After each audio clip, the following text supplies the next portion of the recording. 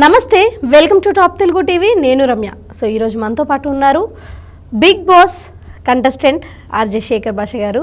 వారితో మాట్లాడి జనరల్గా మనం బయట చూస్తూ ఉంటాం కదా, ఆర్జే శేఖర్ భాష అంటే తన వాయిస్ ఇవే కాకుండా తనకు కూడా ఒక పర్సనల్ లైఫ్ ఉంటుంది. అసలు ఈ ఇండస్ట్రీకి ఎలా వచ్చాడో ఇవన్నీ కూడా అడిగి తెలుసుకునే ప్రయత్నం చేద్దాం. నమస్తే అండి. సో చెప్పండి, ఎలా ఉన్నారు? బాగున్నారా? సో ముందుగా అసలు ఈ ఇండస్ట్రీకి రావాలి అనే థాట్ ఎప్పుడు వచ్చింది, ఎప్పుడు వచ్చారు? యాక్చువల్లీ మూవీ ఇండస్ట్రీ ఫస్ట్ నుంచి డ్రీమ్, బట్ దానికోసం కావాల్సినంత ఎఫర్ట్ అయితే నేను పెట్టలేదు ఎప్పుడు కూడా. ఉండేది చేయాలని ఉండేది, కానీ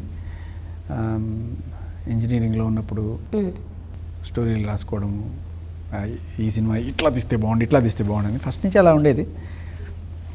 ఇంజనీరింగ్లో ఉన్నప్పుడే సెమిస్టర్ హాలిడేస్ వచ్చినప్పుడు, లేకపోతే కొన్నిసార్లు క్లాసులు ఎగ్గొట్టి మరి హైదరాబాద్ వచ్చి అక్కడ ఇక్కడ ఏదో రకంగా ఇండస్ట్రీలో దూరాలని ఫోటోలు ఇవ్వడము, అక్కడ ఇక్కడ కొన్ని చిన్న చితక ఎపిసోడ్లు చేయడము, ఆఖరికి న్యూస్ రీడింగు, అన్నిటికీ ఇప్పుడున్నంత లేదు అప్పట్లో, 20 ఏళ్ళ బ్యాక్. రకరకాలుగా ట్రై చేసుకునేవాళ్ళు. అలా మీడియా వర్క్షాప్ ఆన్ యాక్టింగ్ ఇలా. అలా పేరెంట్స్ ఒప్పుకునేవారా? ఒప్పుకోరుగా, వాళ్ళకి తెలియకుండా వచ్చేసేవాళ్ళం అనమాట. సో అలా వేస్తున్నప్పుడు ఒకనొక టైంలో జెమినీ మ్యూజిక్లో యాంకర్గా సెలెక్ట్ అయ్యారు. సో అప్పుడు కూడా నేను చెప్పలా, వచ్చేదాకా సస్పెన్స్ అని చెప్పి, ఏదో మావాడు బుద్ధిగా ఇంజనీరింగ్ చేసుకుంటున్నాడులే అనుకున్నాడు. తర్వాత వన్ ఫైండ్ అనే వచ్చింది. పేరెంట్స్ ఫస్ట్ రియాక్షన్ ఏంటి? ఎందుకురా సాఫ్ట్వేర్ ఇంజనీర్ అయ్యి నువ్వు అవి ఇవి చేసుకుంటావు, రంగులు వేసుకొని చేస్తావు, నువ్వు శుభ్రంగా సాఫ్ట్వేర్ ఇంజనీరింగ్ చూడు, దాంట్లో బాగా జీతాలు వస్తాయి అంటే, సరే వాళ్ళు ఎందుకు కదలని అటుపక్క కూడా ఒక కాలేసి ఇటుపక్క కూడా ఒక కాలేసి, ఇదేముంది ఈ రోజుకి 1 గంట సేపు మిగతా టైంలో జాబ్ చేసుకునేవాడు.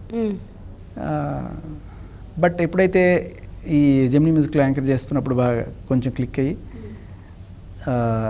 ఆఫర్ వచ్చింది, ఇక్కడ రేడియోలో ఆఫర్ వచ్చింది. సో రేడియోలో వచ్చింది. అప్పుడు మీరు ఈ కెవ్వు కేక అనే పదమైన ఉంటారు ఎప్పుడు? అవునవును. అది నేను స్టార్ట్ చేసింది అనమాట. అది మా చిన్నప్పుడు అనుకుంటా. మీ చిన్నప్పుడు 2006 సంవత్సరంలో అప్పుడు ఫస్ట్ ప్రోగ్రామ్కి కెవ్వు కేక అని పేరు పెడదాం అనుకుంటే, అదొక దారుణంగా ఉందిరా, ఇది వద్దు అని చెప్పి మా ప్రోగ్రామింగ్ హెడ్, కావాలంటే నువ్వు ఒక క్యాప్షన్లో పెట్టుకొని ట్యాగ్లైన్లో పెట్టుకో అని చెప్పి చేశారనమాట. సరే అప్పటిదాకా శేఖర్ మామ కెవ్వు కేక అని చెప్పి స్టార్ట్ చేసాం. స్టార్టింగ్ దీని వల్లే కదా మీకు పేరు వచ్చింది. ఒకసారి కెవ్వు కేక శేఖర్ భాష అలా ఉండేది. ఎవడు కొడితే దిమ్మ తిరిగి మైండ్ బ్లాక్ అవుతుందో ఆడు పండుగాడు, ఎవడు చెప్తే బ్లాక్ అయిన మైండ్ ఓపెన్ అయిపోతుందో ఆడే షక్ షక్ భాష, శేఖర్ భాష. రే నేను ఒక్కసారి చెప్తే 100 సారీలు చెప్పినట్టు ఇలా ఉండేది. బట్ అలా రేడియోలో ఎంట్రీ కొట్టడం జరిగింది. అంటే రేడియోలో ఎంట్రీ నాకు ఈజీ అయిపోయింది. స్టార్టింగ్ ఎర్నింగ్ అమౌంట్ ఎంత మీది మీడియాలో? 2 కలిపి ఒక 12,000 వచ్చేది మీడియాలో ఒకప్పుడు. ఆ టైంలో ఒక 6,000 జెమినీ మ్యూజిక్లో వచ్చేది, ఒక 6,000 రేడియోలో వచ్చేది. 2 కలిపి ఒక 12,000. యాక్చువల్లీ 2 మంచి ఆఫర్స్ పెద్ద దాంట్లో కాబట్టి అలా 6,000 కాదు. చెప్పాలంటే ఆ టైంలో కూడా అది కొంచెం తక్కువే. బట్ కట్ చేస్తే 1 ఇయర్కి నాకు IRF అవార్డు అని రేడియోలో మంచి ఒక ఆస్కర్ లాంటి ఒక అవార్డు అది వచ్చిన తర్వాత కొంచెం మార్కెట్ గట్టిగా వచ్చి, సో మంచి శాలరీకి మన అంబానీ సోదరులు పెట్టిన రేడియో ఉంది కదా, బిగ్ ఎఫ్ఎంలో మనకు ఆపర్చునిటీ వచ్చింది. అప్పుడు సాఫ్ట్వేర్ ఇంజనీర్ కాకపోయినా కూడా అంత శాలరీ మనం తీయగలం నాన్న అని చెప్పి మా నాన్నకి చూపించి కన్విన్స్ చేసి, అప్పుడు కంప్లీట్లీ. అప్పుడు ఎంత?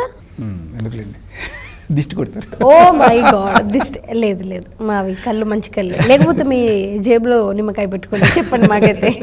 లేదు, బాగానే వచ్చింది అప్పట్లో. Very handsome salary. మీరు ఫస్ట్ నెంబర్ చెప్పి సెకండ్ నెంబర్ చెప్పకపోతే మా బుర్ర పాడైపోద్ది. అంటే సరే, అప్పట్లో వచ్చిందానికి ఒక 10 టైమ్స్ వేసుకోండి. 10 టైమ్స్ ఒకేసారి అలా మాకు పెరిగితేనా? సో మీరు కూడా అదే చేస్తారు ఇంటి దగ్గర, నాన్న అప్పుడు మన రేంజ్ మారిపోయింది అని చెప్పారా? అదే ఉన్నా. అప్పుడు దాకా సాఫ్ట్వేర్ కాదు, ఈ రంగంలో కూడా వేరే రంగం చేయొచ్చు అని చెప్పి చూపించామన్నమాట. సో తర్వాత నో టర్నింగ్ బ్యాక్. తర్వాత ఇయర్ ఆఫ్టర్ ఇయర్ అవార్డులు వస్తూ పోతుంది, జీతాలు కూడా అదే రకంగా పెరుగుతూ పోతుంది.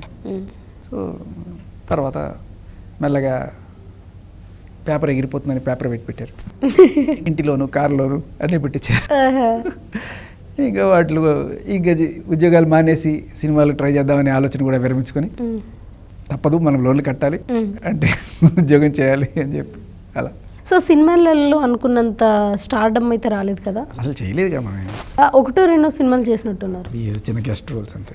అది కూడా ఈ రేడియోల వల్ల వచ్చిన పాపులారిటీ. సంగీత శ్రీనివాస్ గారు మాయాబజార్ సినిమా దగ్గర నుంచి ఉన్నారు ఆయన ఒకసారి అలా పిలవడం మన అదృష్టం అనుకుని పరిగెత్తుకుని వెళ్ళాం. వెల్కమ్ ఒబామా అని ఒక సినిమా తీశారు. దాంట్లో గెస్ట్ అపీరెన్స్ ఏం లేదు, ఒక 10-15 నిమిషాలు కనబడుతుంది దాంట్లో డబుల్ రోల్ కూడా చేయించారు నాతోటి. ఒక పూజారి character.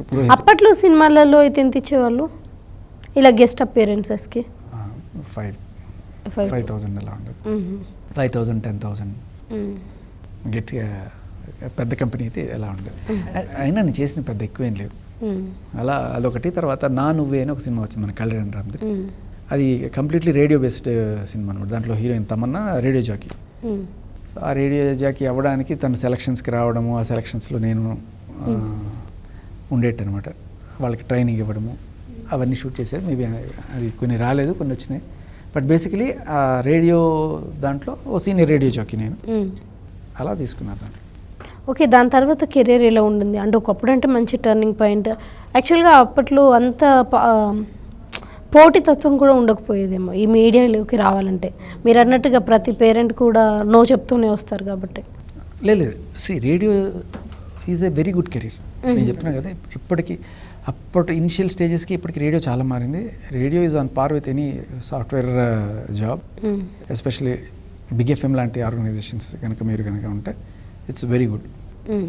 Not only big FM, other FMs also doing good. మీరు పుట్టినప్పటి నుంచి ఇప్పటి వరకు ఇవన్నీ చెప్పారు కానీ ఇంకొక కైండ్ సైడ్ మాత్రం చూపించట్లేదు. ఏంటి? అదే కదా, మనం మీ గురించి న్యూస్ కూడా వచ్చింది. First lover, second lover, third lover, fourth lover ఇలా. మీరు రేడియో జాకీ, సినిమాలు, అవార్డ్స్ ఇవన్నీ తీసుకుంటూ పోతే మరి ఇది చేసింది ఎవరు? ఈ లవ్ చేసింది ఎవరు? లేదు, అలా ఉంటాయి ప్రతి మనిషికి లైఫ్లో. బట్ నాకు నేను చేసుకుందాం అనుకున్న అమ్మాయి అన్ఫార్చునేట్ అయ్యి లాస్ట్ ఇయర్ చనిపోయింది. సో తర్వాత ఒక 5 ఏళ్ళ తర్వాత మళ్ళీ నేను పెళ్లి చేసుకుని. మీ లైఫ్లో మీకు అరే నా లైఫ్లో ఇది జరగకుండా ఉండే బాగుండేది అన్న థింగ్ ఏంటి? Good question. Next question. Okay, ఈ క్వశ్చన్ అడగకుండా ఉంటే బాగుండేది అనిపించింది. ఎందుకు అంటే మీకు చెప్పాలి అని అనిపించలేదు? ఒకటి కదా, చాలా ఉన్నాయి. ఒకటి మైనస్ పాయింట్ మీ లైఫ్లో ఏదైనా ఏముంటుంది, మన లవ్డ్ వన్స్ని పోగొట్టుకోకుండా ఉండడం. అంటే నాకేమనిపించింది అంటే ఒక్కసారి రేడియో జాకీలో మీరు ఒక్కసారి హైప్ అయ్యాక మళ్ళీ ఎక్కడైనా డౌన్ ఫాల్స్ అనేటివి ఉన్నాయా? రేడియోలో లేదమ్మా, టీవీలో నేను కొన్నాళ్ళు చేసిన తర్వాత, అంటే Gemini music is a youth based channel కాబట్టి మేబీ ఒక 15 to 15 years అప్రథత జైత్రయాత్ర కొనసాగించిన తర్వాత నాకు ఎప్పుడో ఈ చిన్న యాక్సిడెంట్ అయింది. ఇక్కడ స్కార్ వచ్చి ఒక 6 నెలలు దూరం అయ్యాను. దూరం అయిన తర్వాత మళ్ళీ I couldn't get back. So అలాగే ఉంటాయి, అంటే ఫిలప్ అయిపోతాయి. తర్వాత మనం గెట్ బ్యాక్ అవ్వడానికి కూడా స్లాట్స్ ఉండవు అది. బట్ రేడియోలో అలా ఉండదు. Radio is like A wine. అదేంటంటే పోయే కొద్దీ మీ వాల్యూ పెరుగుతుంది. యాంకరింగ్లో మీ ఏజ్ పెరిగే కొద్దీ, మీ గ్లామర్ తగ్గే కొద్దీ మీరు తర్వాత ఏదో చెప్పాల్సిన పరిస్థితి వస్తుంది. డీఫేమ్ వేరు, డీఫేమ్ అంటే అవమానాలు. బట్ సో ఇదేంటంటే ఎదిగే సూర్యుడు, ఇది అస్తమించే సూర్యుడు. సో మీరు మంచి షైనింగ్లో ఉన్నప్పుడు వెళ్తారు కెరీర్లోకి, తర్వాత ఏజ్ పెరిగే కొద్ది ఈ ఫైనాన్షియల్ స్ట్రగుల్స్ అనేది ఎప్పుడైనా ఫేస్ చేశారా? మామూలుగా సెలబ్రిటీస్కి, ఇండస్ట్రీలో వర్క్ చేసే వాళ్ళకి ఫుల్ డబ్బులు ఉంటాయి, చూడడానికి రిచ్గా కనిపిస్తారు అన్న థాట్ ఒకటి ఉంటుంది. అంటే I'm that kind of person. ఒకవేళ ఫేస్ చేసినా నేను ఎవరికి చెప్పుకోను. నేను సానుభూతి కోరుకునే మనిషిని కాదు బేసికల్లీ, అంతే. వచ్చి ఉండొచ్చు. I faced it. బట్ మంచిగానే సంపాదించారా? ఇండస్ట్రీ నుంచి సంపాదించిందంత ఒక మంచి ఇల్లు, కారు, ఏదో ఒక మిడిల్ క్లాస్, ఒక అప్పర్ మిడిల్ క్లాస్ అనుకోండి అంతే. అలానే కోట్లు ఏమీ కాదు. ఐ హ్యావ్ ఎ డీసెంట్ ఒక సొంత ఇల్లు, సొంత కారు. చెప్పండి. అలాగే సొంత పని మనిషి, సొంత car driver. Car driver no car driver. పని మనుషులు ఎట్లా కొంటారు అంతే. ఇప్పుడు నాకు చాలా డీసెంట్గా ఇలా చూపించి మరి మీరు చెప్తుంటే నాకు ఒక సినిమాలో డైలాగ్ అది అంటే మీకు అది పేద కుటుంబంలో ఒక రాజుకి తినడానికి అన్నం లేక బిర్యానీ తిన్నాడు అన్న, అది గుర్తొచ్చింది. అలా ఏం లేదు మీకు. సరే అలా చెప్పాలంటే చెప్పండి. నాన్న ఇనిషియల్గా చాలా ఇంజనీర్గా, నాన్న కూడా ఇంజనీర్, సివిల్ ఇంజనీర్. కాబట్టి ఆయన కొత్తలో ఇంజనీరింగ్ కెరీర్లో he was into army, Nagaland రేంజ్లో చేశారు ఆయన. చేసినప్పుడు తర్వాత అక్కడ 1.5 year 2 years చేసిన తర్వాత ఈ రిటర్న్ బ్యాక్. సో తర్వాత ఏదో అక్కడ అంత కాకపోయినా ఏదో చిన్న జాబ్ జాయిన్ అయ్యారు ఇక్కడ పెళ్ళైన కొత్తలో అనమాట. అప్పుడులో ఏదో ఒక చిన్న ఇల్లు, ఆ ఇంట్లోనే అంత, అంటే కార్ లేదు, మీరు అన్నట్టుగా బిర్యానీ లేవు, అలాంటి ఏమీ లేని ఒక basic lower middle class family అప్పుడు. తర్వాత మా నాన్న బాగా చదువుకొని, అంటే పెళ్ళైన తర్వాత కూడా స్టేట్ ర్యాంక్స్ కొట్టి, తర్వాత అడ్వకేషన్ అన్నీ చేసి భూమి. ఇనిషియల్గా కొన్నాళ్ళు వీధి బట్టి మీరు సీరియల్స్ కూడా చేసినట్టు విన్నానే. ఏదో ఒక సీరియల్లో ఒక, అది ఇంజనీరింగ్ చేస్తున్న టైంలో ఇక్కడికి వచ్చి అన్ని ఫోటోలు వేసిపోతుంటాను కదా, ఆ సెలవుల్లో ఒకసారి ఒకనొక దాంట్లో పిలిచారు. పిలిచినప్పుడు క్లాసులు ఎగ్గొట్టి మరీ వచ్చి చేసిపోయా. మన శిల్పా చక్రవర్తి ఉన్నారు కదా, శిల్పా చక్రవర్తి, తనతో ఒక బాయ్ ఫ్రెండ్ క్యారెక్టర్ అనమాట. అంటే తను ఆల్రెడీ మ్యారీడ్ ఉమెన్. దాంట్లో మన సమీర్ ఉన్నారు కదా hero, I mean artist Sameer ఉన్నారు కదా, సమీర్ ఆవిడ భార్యాభర్తలు. ఆయన మీద కోపంతో ఆయన ఉడికించడానికి దాంతో తిరుగుతుంది ఈవిడ. తిరగడం అంటే ఉరికే జస్ట్ ఏదో బైక్లో తిరగడము అల్లరడము. ఆ మాత్రం దానికి నేను ఆవిడని లవ్ చేసేస్తుందని ఫీల్ అయిపోయి తర్వాత ప్రపోజ్ చేస్తే ఆవిడ నేను తమ్ముళ్ళలాగా అనుకున్నాను. అది క్యారెక్టర్ సింపుల్. ఓకే. ఇప్పుడు తర్వాత హార్ట్ బ్రేక్ అయిపోయి నేను వెళ్ళిపోతాను అంతే. కట్ చిన్న ఒక 4 రోజుల క్యారెక్టర్. శేఖర్ భాష అంటే మా అందరికీ తెలిసింది ఒక ఆర్జే శేఖర్ భాష. ఏదైనా అక్కడ తప్పుగా జరుగుతున్నప్పుడు ఆ వాయిస్ని రేస్ చేసే శేఖర్ భాష. కొన్ని తెలుసు, బట్ అసలు ఎవరికి తెలియని ఇంకో కోణం మీలో ఉంది అని విన్నామే. ఏమిటది? ఇంతకుముందే మీ ఇన్నోవేషన్. అదే ఓకే. చెప్పండి. తెలియని సాఫ్ట్వేర్ అంటే కంప్యూటర్ సైన్స్ ఇంజనీర్ అయినా కూడా సాఫ్ట్వేర్ ఉద్యోగం చేసి తర్వాత దీంట్లోకి వచ్చిన తర్వాత కూడా ఉద్యోగం వదిలేసిన ఆ ప్యాషన్ వదల. అప్పుడప్పుడు నాకు కావాల్సిన ప్రోగ్రామ్స్ నేనే చేసుకుంటుంటాను. ఫర్ ఎగ్జాంపుల్ తంబోలా గేమ్ కావాలి, ఎవరన్నా రిక్వైర్మెంట్ పట్టుకొస్తారు, తంబోలా గేమ్ ఆడాలనుకోండి, దానికి సంబంధించి టికెట్స్ అక్కడ ఇక్కడ ఎత్తుకొని కుట్టుకుంటుంటారు. సో టికెట్స్ జనరేట్ చేయడానికి ఒక యాప్ కావాలి, వ్యాలిడేషన్ ఆన్లైన్లోనే ఎలా ఆడాలి అని మొత్తం గేమ్ మొత్తం నేనే డిజైన్ చేశాను. అలా తర్వాత కోవిడ్ వచ్చినప్పుడు మేమందరం ఇంట్లో కూర్చొని పనిచేయాల్సిన పరిస్థితి వచ్చింది. అప్పుడు ఎడిటర్ సపోర్ట్లు ఇవన్నీ కూడా చాలా ఒక చిన్న పని. అంటే జస్ట్ మేము అంత పెద్ద కన్సోల్ ఉంటుంది, ఫేడర్ ఆన్ చేసి 92.7 బిగ్ ఎఫ్ఎం శేఖర్ భాష హియర్, ఇవాళ నేను మీకు చెప్పబోతున్నాను, ఏదో చాలా సరదాగా మాట్లాడతాం. మీ ఇట్లా అన్నప్పుడు వెనకాల బ్యాక్గ్రౌండ్ మ్యూజిక్ మనకు కావాల్సింది వేసుకోవచ్చు, లాఫింగ్స్ అని వేసుకోవచ్చు, చప్పట్లు కొట్టుకోవచ్చు, ఇవన్నీ కూడా మా చేతిలో ఉంది. అలా ఉంటాయి. టక్ మన కన్సోల్ లేకపోయేసరికి అర్జునుడి చేతిలో నుంచి విల్లు తీసేసుకున్నట్టుగా ఏమి లేకుండా కామ్గా అయిపోవాల్సిన పరిస్థితి. సో అప్పుడు I started writing code for this. అంటే ఏంటంటే నేను మాట్లాడిన తర్వాత దాన్ని ఆటోమేటిక్గా అదే ఎడిట్ చేసి, అంటే ఇంట్లో చేసుకోవచ్చినప్పుడు మనకి సౌండ్స్ ఇవన్నీ కూడా వస్తుంటాయి. సో దాంట్లో ఏంటంటే హ్యూమన్ ఫ్రీక్వెన్సీస్ మనకి మగవాళ్ళకి ఒక రేంజ్ ఉంటుంది, ఆడవాళ్ళకి ఒక రేంజ్ ఉంటుంది. అవి తప్ప మిగతా అవన్నీ కూడా ఎలిమినేట్ చేసేట్టు ప్రోగ్రామ్ రాసుకొని దానికి వెనకాల అదే బ్యాక్గ్రౌండ్ మ్యూజిక్ వేసుకునేట్టు అంతా చేసి అదే అప్లోడ్ చేసి అదే బ్రాడ్కాస్ట్ చేసేట్టు మొత్తం ఒక సాఫ్ట్వేరే రాసేసాను. ఒక 6 నెలలు పట్టింది రాయడానికి. But that was a wonderful achievement నా లైఫ్లో. దానికి నాకు ఎవరు ఏ అవార్డు ఇవ్వకపోయినా నాకు ఒక పర్సనల్ సాటిస్ఫాక్షన్ అన్నమాట. ఇంకా ఫ్యూచర్లో మీ గోల్స్ ఏంటి అని అడిగితే ఏం చెప్తారు? ఎప్పటికైనా మగవాళ్ళకి సపరేట్ పురుషుల కోసం ఒక పురుష కమిషన్ తీసుకురావాలి, హీ టీమ్స్ లాంటివి రావాలి.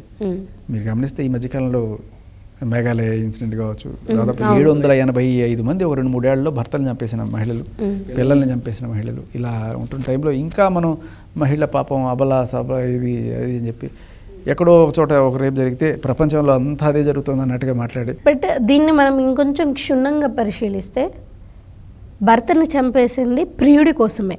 ప్రియుడికి తెలుసు ఈమెకు పెళ్ళైంది అని. ఈ ప్రియుడు ఒక అబ్బాయి. సో ఓవరాల్గా అబ్బాయి కోసమే అమ్మాయి. ఎలాగైనా అంటే ఆ కుట్ర పనేది ఎవరు? ఇప్పుడు అమ్మాయి డైరెక్ట్గా చంపలేదు కాబట్టే కదా. వాడు జస్ట్ కత్తే పొడిచింది ఈ అమ్మాయి చేత్తోటి, ఆయుధం వాడు బేసికలీ. ఎందుకంటే అంటే ఆర్గ్యూ కాదు, బట్ నాకు అనిపించింది ఇప్పుడు అమ్మాయి తప్పు చేసినా సరే అక్కడ కారణం అబ్బాయి అవుతున్నాడు కాబట్టి. తప్పు చేసే స్టేజ్లో ఉన్నారు అమ్మాయిలు ఇప్పుడు, అంటే అందరని కాదు, ఆ ఎవల్యూషన్ వచ్చేసింది. అవును, ఆబ్వియస్లీ రోజుకి ఒక న్యూస్ మనం వింటున్నాము. ప్రతి ఒక వేప చెట్టు, ఒక గంగాజలం, ఒక ఆవు, తర్వాత ఒక అమ్మాయి అనుకునేవాళ్ళం మనం. ఇవాళ రేపట్లో పెళ్లి చేసుకోవాలనుకుంటే భయపడే స్టేజ్లో ఉన్నారు అబ్బాయి. అవును, ఇటువంటి టైంలో ఆడవాళ్ళకి సెక్యూరిటీ ఉండాలి, వాళ్ళు ధైర్యంగా ముందుకెళ్ళాలి, అన్ని రంగాల్లోనూ ఉండాలి. అట్ ద సేమ్ టైం ఎక్కడో ఒక 1% కూడా కాదు చెప్పాలంటే, దాంట్లో 1/10% ఇటువంటి వాళ్ళు ఉంటారు. వాళ్ళు చేసే రక్కస్ వల్ల బలైపోయే వాళ్ళు చాలామంది ఉంటారు. వాళ్ళని రక్షించడానికి కోసం కూడా మనకి ఇవి ఉండాలి. ఎందుకంటే 100 మంది దోషులు తప్పించుకోవచ్చు కానీ ఒక నిర్దోషికి శిక్ష పడకూడదు.